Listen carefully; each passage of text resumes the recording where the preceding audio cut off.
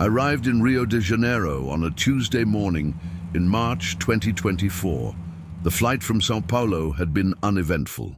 An hour in the air, a smooth landing at Galeão, and then the taxi ride into the city with the windows down, warm ocean air filling the car. I hadn't been to Rio in 30 years, not since I was 25, and thought I had the world figured out. Now, at 55, divorced, kids grown and gone, I decided to take a week for myself, to travel, to remember what it felt like to be somewhere new, or somewhere old that felt new because I'd changed so much. The hotel was in Copacabana, nothing fancy, a mid-range place 2 blocks from the beach. The kind of hotel where business travelers stay, small room, clean, a window that looked out at other buildings. I didn't care. I wasn't planning to spend much time in the room. I had a list of places I wanted to see. Cristo Redentor, Pão de Açúcar, the beaches, the historic center. Simple tourist things. I wasn't looking for adventure. I wasn't looking for trouble. I just wanted to walk around a beautiful city, take some photos, eat some good food, and remember what it felt like to be alone without being lonely. That was the plan. A simple plan, a safe plan. But nothing went according to plan. Nothing at all. I spent the first day walking along Copacabana Beach. The sand was hot under my feet. The water was crowded with swimmers and surfers. Vendors walked up and down selling coconuts, caipirinhas, grilled cheese on a stick.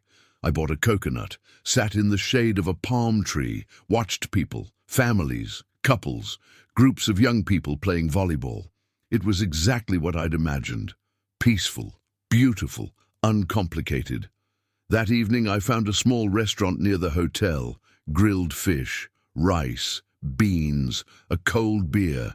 The waiter was friendly, asked where I was from, made recommendations for places to visit. I felt welcomed, comfortable. I went to bed that night thinking this trip was exactly what I needed, a reset, a chance to breathe. The next morning I took the metro to the city center. I wanted to see the old colonial buildings, the churches, the museums, the parts of Rio that tourists often skip in favor of beaches and mountains. I walked for hours, through narrow streets, past ornate facades, into small plazas where old men sat on benches reading newspapers. I took photos, not many, just a few, trying to capture the feeling of the place more than specific images. Around noon, I stopped at a small cafe, ordered a coffee and a pão de queijo, sat outside watching people pass. That's when I first noticed him. A man, maybe 40 years old, thin, wearing a grey t-shirt and jeans.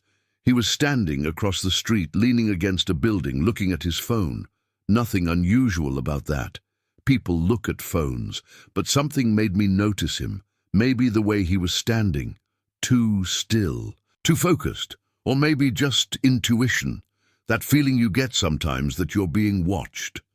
I finished my coffee, paid, started walking. I went into a church, Igreja de São Francisco de Paula. Beautiful Baroque interior, gold everywhere. I spent maybe 15 minutes inside, looking at the altar, the paintings, the chapels.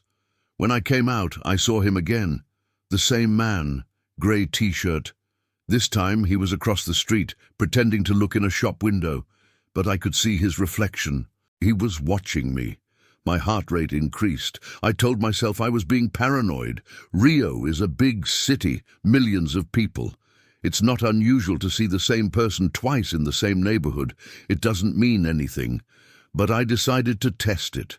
I turned down a side street, walked 2 blocks, took a left, then another left. A circuitous route that made no sense for a tourist. And when I glanced back, he was still there, 50 meters behind me, still pretending to be on his phone, still following. I stopped at a newsstand, pretended to look at magazines. He stopped too, stood near a bus stop. I walked faster. He matched my pace. I crossed the street suddenly without warning. He crossed too. That's when I knew for certain. I was being followed, and I had no idea why. I started walking toward crowded areas, toward main streets, toward places where there were police or security guards. But the more I walked, the more lost I became. The streets in the old center aren't on a grid. They twist and turn, dead end suddenly, open into unexpected plazas. I'd look behind me and he'd be there, always the same distance, never approaching, never leaving, just following. After 20 minutes I saw a police officer, standing on a corner directing traffic. I approached him. "Excuse me," I said in Portuguese. My Portuguese is rusty but functional. "I think someone is following me." The officer looked at me. "Following you? Who?" I pointed. But when I looked back, the man in the grey t-shirt was gone, just vanished. "I don't see anyone," the officer said. "He was just there. Grey shirt. He's been following me for 30 minutes. The officer looked skeptical. "Are you a tourist?" "Yes, from São Paulo." "Did this person threaten you, try to rob you?" "No, he's just following." The officer shrugged. "Maybe you're confused. Maybe you saw the same person twice by coincidence. The center is small. It happens. I'm not confused. He was following me. Do you have evidence? Photos? Video?" I didn't. "Then there's nothing I can do. If he approaches you, if he threatens you, call us. But just walking in the same direction isn't a crime." The officer turned back to the traffic, dismissed me.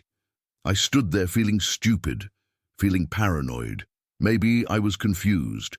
Maybe the stress of divorce, of being alone, of being in an unfamiliar city had made me see threats where there were none.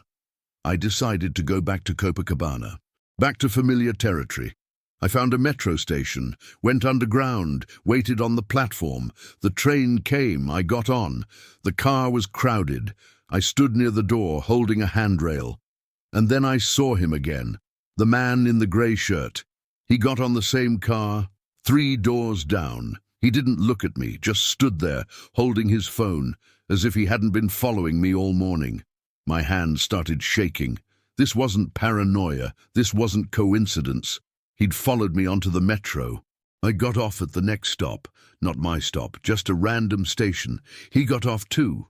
I went back up to street level, started walking fast, no destination, just moving. He stayed behind me, always the same distance. I ducked into a shopping mall, walked through stores randomly, out a different exit. He was still there. I went into a restaurant, sat down, ordered water. My hands were shaking so badly I could barely hold the glass. Through the window, I could see him, standing across the street, waiting. The waiter brought my water, asked if I wanted to order food. I said no, just water. He looked concerned. "Are you okay, senor? You look pale." "I'm fine," I lied, "just tired."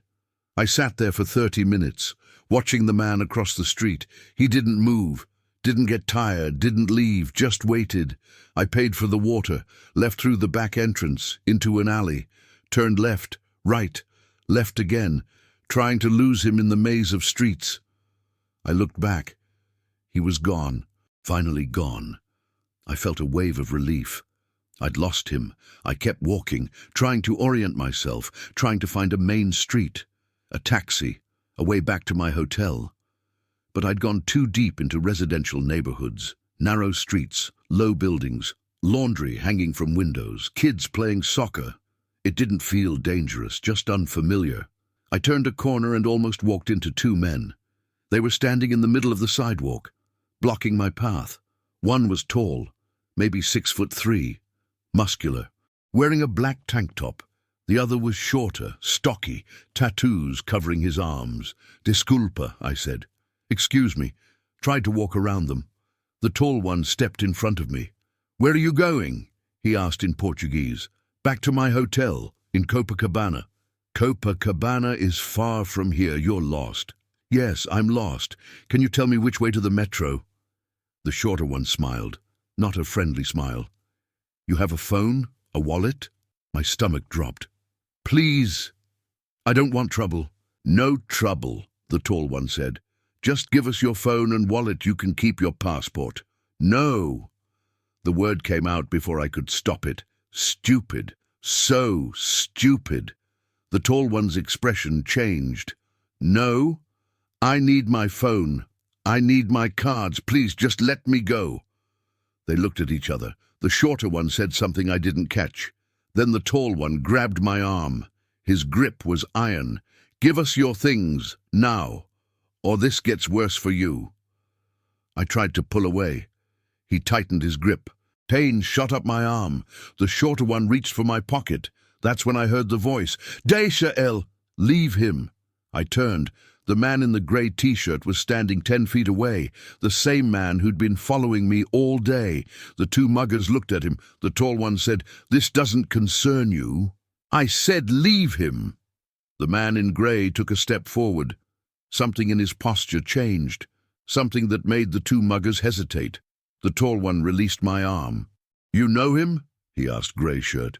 "He's with me." "Since when?" "Since now. Walk away." The muggers looked at each other again, seemed to make a calculation. Then they walked away, just left, disappeared down the street. I stood there, breathing hard, completely confused. The man in grey approached me. "You're okay?" "Who are you? Why have you been following me?" "My name is Lucas, and I wasn't following you to hurt you. I was following you to protect you."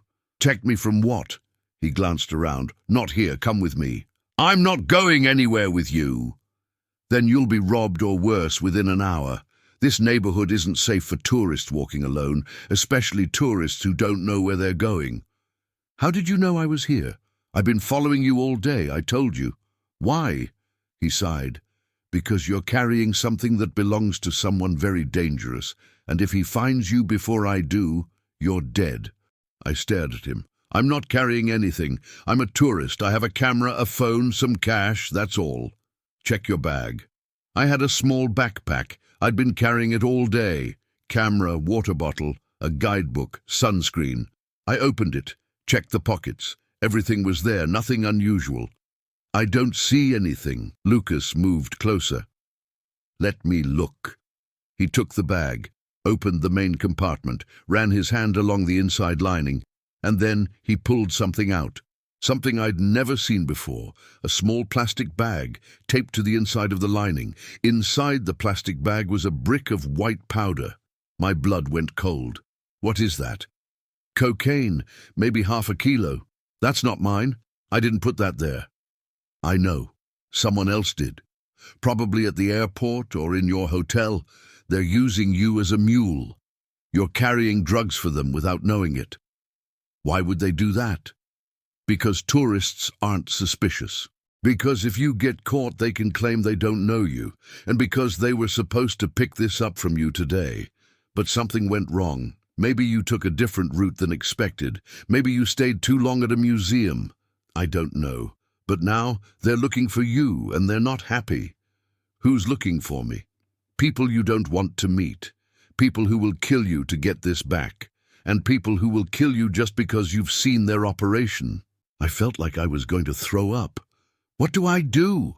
Lucas looked around again. "We need to move. They have people all over the center. If they see us standing here, it's over."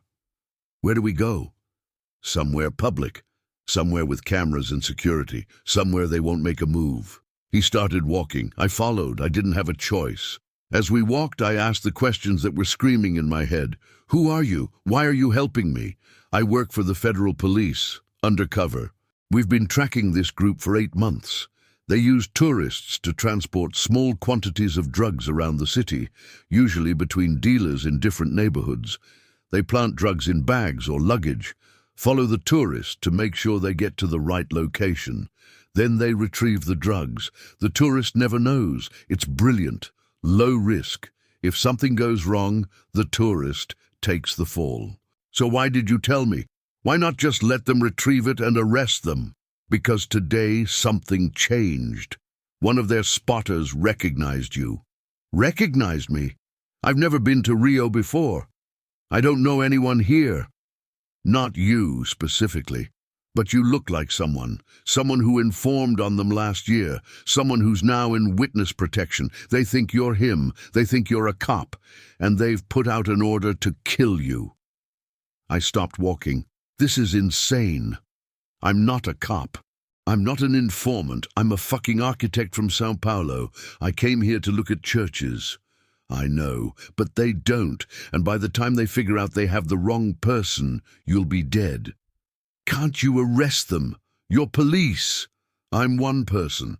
They have 20 people in the center right now looking for you. If I pull out my badge and try to arrest someone, they'll scatter, and you'll still be a target. The only way to keep you alive is to get you out of the center and to a safe location. Then I can call for backup. We kept walking. Lucas led me through a series of streets I didn't recognize. Every few minutes he'd stop, look around, check if we were being followed. Twice he pulled me into doorways when he saw someone he recognized. "This is one of theirs," he'd whisper. "Stay still. Don't look at them." I'd press myself into the shadows, heart hammering, while someone walked past. Someone who wanted to kill me for something I didn't do. After 30 minutes, we reached a larger street. Lucas flagged down a taxi. "Get in. Don't tell the driver where you're staying. Just tell him to drive toward Zona Sul. I'll give directions as we go." I got in. Lucas sat next to me, spoke to the driver in Portuguese too fast for me to follow. The taxi pulled into traffic. I looked out the back window, watching for followers. My hands wouldn't stop shaking. "How long before we're safe?" I asked. Lucas didn't answer immediately. He was watching the side mirror. Finally he said, "We have a problem." "What problem?" "That motorcycle. 2 men. They've been behind us for 4 blocks. I looked. A black motorcycle. 2 riders, both wearing helmets, following at a consistent distance. "Are you sure they're following us?" "In Rio, motorcycles pass cars. They don't follow them. They're tracking us." He leaned forward, spoke to the driver. The driver nodded, accelerated. The taxi weaved through traffic. The motorcycle stayed with us. Lucas pulled out his phone, started making a call. Before he could connect, the motorcycle pulled up alongside us. The passenger reached into his jacket. Lucas shouted, "Down!" and pulled me toward the floor. The sound of the gunshot was deafening. The rear window exploded, glass everywhere. The driver screamed, swerved. The taxi hit something. I heard metal crunch. The impact threw me against the front seat. Pain exploded in my shoulder. The taxi came to a stop. Smoke coming from under the hood. The driver was yelling in Portuguese. Lucas grabbed my arm. "Out! Now! Move!" I stumbled out of the taxi. We were in the middle of an intersection. Cars honking, people shouting. The motorcycle was turning around, coming back. Lucas pulled me toward a side street. We ran. My shoulder was screaming, my lungs burning. Behind us, I heard the motorcycle. Getting closer. We ducked into an alley, narrow, barely wide enough for 2 people to walk side by side. The motorcycle couldn't follow, but the riders could. I heard them dismount, heard footsteps behind us, running. Lucas pushed me forward. "Don't stop. Keep moving." The alley opened into a small courtyard. Abandoned building on one side, fence on the other, no exit. We were trapped. Lucas pulled out a gun. I hadn't realized he had a gun. "Get behind me," he said. The 2 men appeared at the entrance to the alley, both holding weapons. They stopped when they saw Lucas's gun. For a moment, no one moved. Then one of them spoke, in Portuguese. I didn't understand all of it, but I understood enough. They wanted the drugs. They wanted me. Lucas said no, said he was federal police, said they should leave before backup arrived. They laughed, said there was no backup, said Lucas was alone, said he should walk away and they'd let him live. Lucas raised his gun higher. "I'm not walking away." The standoff lasted maybe 10 seconds. Then everything exploded. The 2 men fired. Lucas fired. I dropped to the ground, covering my head. The noise was incredible, echoing off the walls. I couldn't tell who was hitting what. I just pressed myself into the dirt and prayed. Then silence, ringing in my ears, smoke in the air. I looked up. Lucas was still standing, blood on his shirt, left side, but standing. One of the 2 men was on the ground, not moving. The other was gone, ran. Lucas staggered, pressed his hand to his side, blood seeping between his fingers. "Are you hit?" I asked. Stupid question. Obviously he was hit. I'm fine, we need to move, more will come. You need a hospital. No hospitals. They have people in the hospitals. We go to my car. I have a first aid kit. Move, now. He stumbled toward a gap in the fence. I helped him, half carrying him. We squeezed through. Came out on another street, residential, quiet. Lucas pointed. 3 blocks. Blue car. Blue Volkswagen. We walked as fast as we could, Lucas leaving a trail of blood drops on the sidewalk. People stared, but no one approached. This is Rio. People know when to mind their own business. We reached the car. Lucas gave me keys. You drive. I don't know the city. I'll tell you where to go, just drive. I got behind the wheel, started the car. Lucas collapsed into the passenger seat, pulled out a first aid kit from under the seat, started trying to bandage his wound. Where are we going? Rocinha. The favela? Why? Because they don't control Rocinha. Different gangs, different territory. They won't follow us there. Drive. Take the next right. I drove, following Lucas's directions. He was getting paler. The bandage was already soaked through. You're losing too much blood. I'm fine. Just drive. We drove through streets I didn't recognize, gradually climbing. The buildings getting closer together, more crowded, the roads narrower. We entered Rocinha, the largest favela in Rio. Hundreds of thousands of people living on a hillside, brick houses stacked on top of each other, narrow alleys, electrical wires everywhere. Lucas directed me deeper into the favela, eventually telling me to stop at a small house. Blue door, painted mural on the wall. He got out, knocked. The door opened. A woman appeared, middle-aged. She took one look at Lucas and pulled him inside, gestured for me to follow. The interior was small but clean. The woman led Lucas to a couch, started examining his wound, speaking rapid Portuguese. I stood near the door, feeling useless and terrified. After a few minutes, the woman looked at me. "You're American?" she asked in accented English. "No. Brazilian, from São Paulo. You brought trouble to my house. I'm sorry. I didn't mean to. I don't even know what's happening." She looked at Lucas. "Who is he?"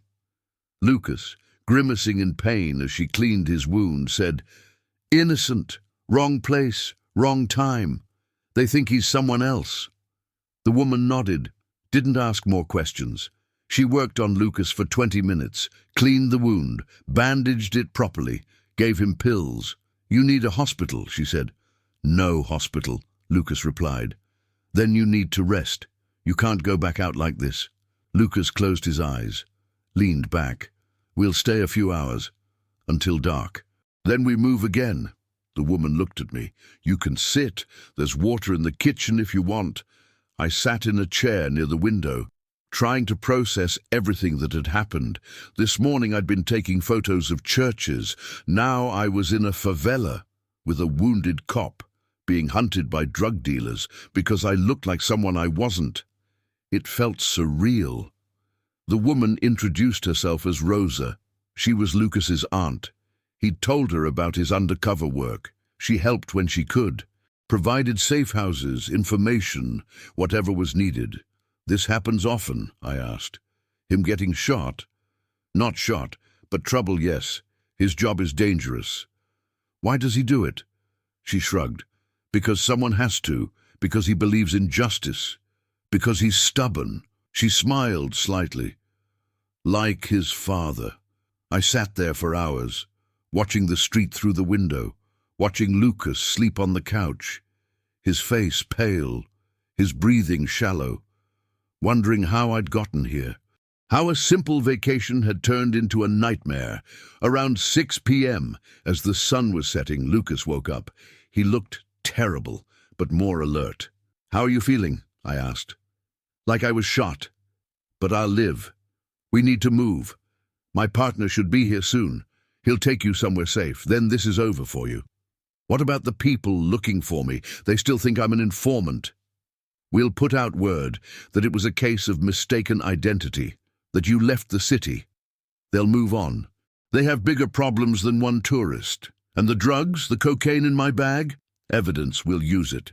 A car horn sounded outside. Lucas stood up, winced. That's him. Let's go. We went outside. A black SUV was waiting. A man got out.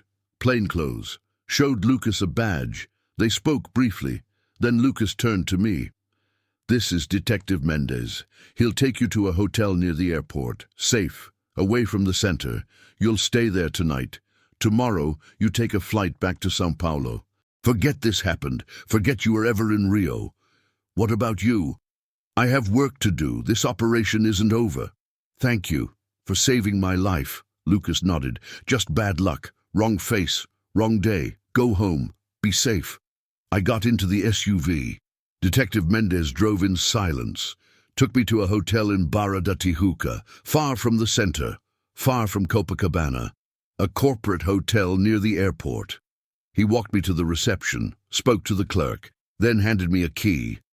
Room 412. Don't leave until morning. There's a flight to São Paulo at 9 a.m. Be on it. What if they find me? They won't. This hotel isn't in your name. You're registered under protective custody. No one knows you're here. He left. I took the elevator to the 4th floor, found room 412, locked myself inside. The room was generic. 2 beds, a desk, a TV. I collapsed onto the bed. My entire body was shaking. Adrenaline crash. Everything that had happened hit me at once. I'd been followed, almost robbed, shot at. I'd seen a man die. I'd watched Lucas get shot protecting me, all because someone had planted drugs in my bag, all because I happened to look like someone else. I called my daughter. She answered on the 2nd ring. Pi, you're in Rio, right? How is it? It's fine, I lied. I'm having a good time. You sound tired. Just walked a lot today. I'm going to get some sleep. Okay. Love you. Love you too. I hung up, sat in the silence, stared at the ceiling. I didn't sleep that night. Couldn't. Every sound in the hallway made me jump. Every car passing outside made me look through the window. I kept seeing the man on the ground in the alley, kept hearing the gunshots, kept feeling the taxi window explode. Around 3 a.m. I went into the bathroom, looked at myself in the mirror. I looked old, exhausted, scared. This wasn't supposed to happen. I was supposed to be walking on beaches, taking photos, eating good food. Instead, I'd spent a day running for my life in a city that had shown me its darkest side. At 8 a.m. I packed my bag, checked 3 times to make sure there was nothing hidden in it. Went downstairs. Detective Mendez was waiting in the lobby. Flight leaves in an hour. I'll drive you. The drive to the airport took 20 minutes. Neither of us spoke. At the terminal, he walked me to security. You're clear. They're not looking for you anymore. Word went out last night. Mistaken identity. You're nobody to them now. Thank you. Don't come back to Rio. He said it like a warning. I went through security, boarded the plane, took my seat. As the plane taxied, I looked out the window at the city. Cristo Redentor visible in the distance, arms outstretched, the beaches, the mountains, the beauty that everyone talks about. And I thought about everything underneath that beauty, the danger, the violence, the people who live in constant risk, the Lucases of the world who put themselves in harm's way every day, the tourists like me who stumble into nightmares without meaning to. The plane took off. Rio disappeared beneath clouds. I closed my eyes, and I swore I would never come back. That was 4 months ago. I'm home now, back in São Paulo, back to my normal life, my job, my routine. I told my daughter the trip was fine, showed her a few photos I'd taken before everything went wrong. I didn't tell her about being followed, about the drugs, about the shooting. What would be the point? It would only worry her. And it's over now. I'm safe. But I'm different. I jump at sudden noises. I watch people more carefully. I'm hyper-aware of my surroundings in ways I never was before. And I have nightmares, always the same. I'm back in that alley, the 2 men at the entrance, Lucas with his gun, the shots, the man falling, the blood. I wake up gasping, covered in sweat, and I think about Lucas. I don't know if he survived his wound. I don't know if he's still undercover, still fighting, still risking his life. I tried to find information about him, searched online, found nothing. Which makes sense. Undercover cops don't have public profiles. I hope he's alive. I hope he recovered. I hope he knows that I'm grateful, that he saved me, that I'll never forget what he did. But I also think about the randomness of it. How a simple vacation turned into the worst day of my life. How I was targeted because I happened to look like someone I'd never met. How I was seconds away from dying multiple times. How fragile everything is. How quickly safety can become danger. I haven't traveled since, haven't left São Paulo. My daughter asks when I'm going to take another trip.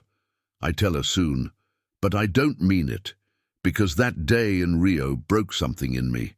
The sense that the world is generally safe, that bad things happen to other people, but not to me.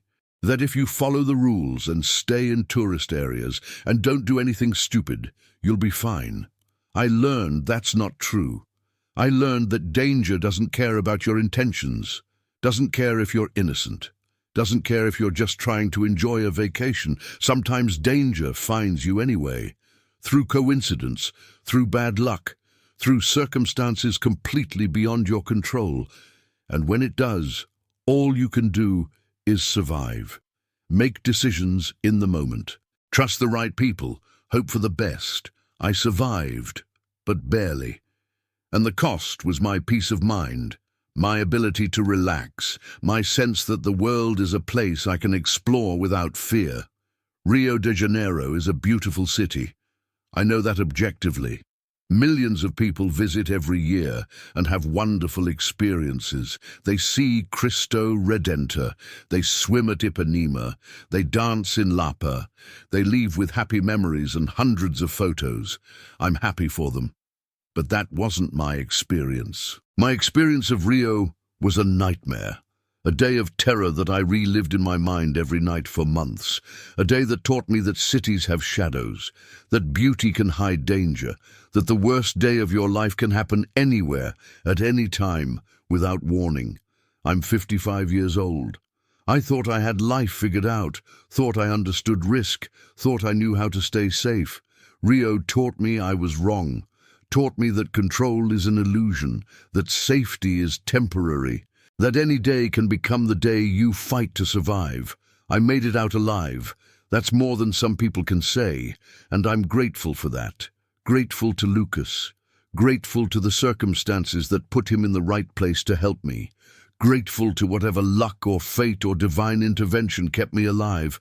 But I'll never forget, never stop having nightmares, never fully trust that I'm safe, because now I know what it feels like to be hunted, to be targeted, to run through streets not knowing if you'll survive.